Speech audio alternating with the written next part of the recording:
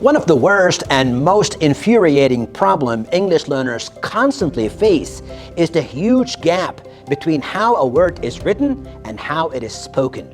This incredibly annoying issue, whether you know it or not, is the key reason that so many students spend years learning English, but they still can't speak freely or naturally, and they can't understand native speakers easily.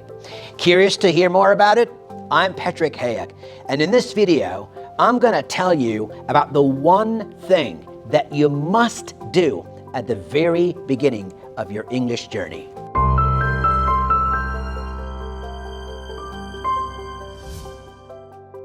As an English teacher and a director of studies at Scots English College, and having taught English to students of every race, color, and creed, I've repeatedly seen the students' total confusion with the English they see on paper or on screen and the English they hear on the street, radio, or TV. Simply put, the words do not sound how they look, which means that if you are someone who's learned English just by looking at it, say by reading or writing, then you are likely in for a shock. Though this problem is almost universal, it's a bigger nightmare, particularly for learners whose first language is Latin-based, like French, German, Italian, Spanish, or Portuguese. Reason?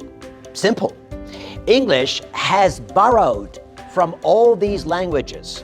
So for a French learner, for example, it would be too easy to recognize many of the written words, but unbelievably hard to recognize the sounds of the words.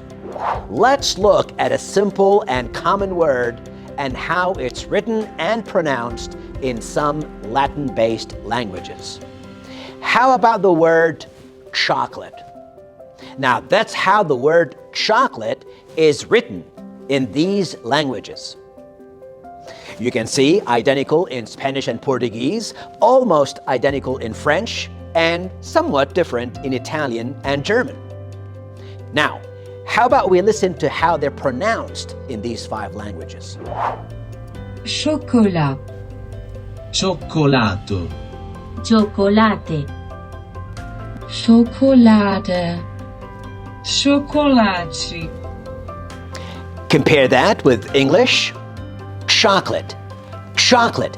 Notice how the second O is almost silent and the final E is also silent. In American, the first O does not even sound like O, as it is pronounced in other Latin-based languages. And that's just one word.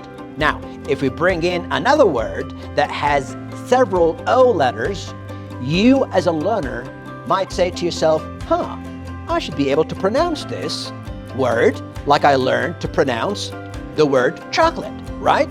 So you might pronounce this word as locomotive. But unfortunately, that would be wrong because the O in this word is not pronounced like the O in chocolate, It's actually pronounced as O. So we pronounce this word as locomotive. So the lesson that you'd quickly learn from this is that in English, there are just too many exceptions and very few rules you could rely on to figure out how to say a word, a phrase, or a sentence. You don't believe me? Here's a small verse of a famous pronunciation poem called The Chaos, written by Gérard Knowles-Trinité, French, which you could listen to in its entirety by clicking the link in the description. But here's a couple of verses, Dearest creature in creation, studying English pronunciation, I will teach you in my verse sounds like corpse, core, horse, and worse. I will keep you, Susie, busy, make your head with heat grow dizzy. Tear in eye, your dress you'll tear, queer, fair seer, hear my prayer. Just compare heart, beard, and herd, dyes and diet, lord and word. sword and sword, retain and Britain. Mind the letter, how it's written. So if you look at the spelling and listen carefully to the sounds of the words, you'll quickly see how chaotic, hence the name of the poem, The Chaos, you'll clearly see how chaotic the English language is. So if you just learn English by reading and writing, what you're doing is that you're training your brain to pronounce the words wrongly over and over and over again without even being aware of it.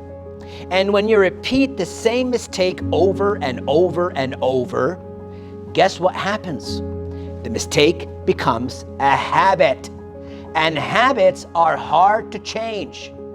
Solution? Start learning the language like babies do. Yes, that's right, by listening and repeating the sounds first. At Scots English College, we believe the students should get intensive ear training and mouth training to improve listening and speaking, which then improve grammar, and build up vocabulary, which then improve reading and writing.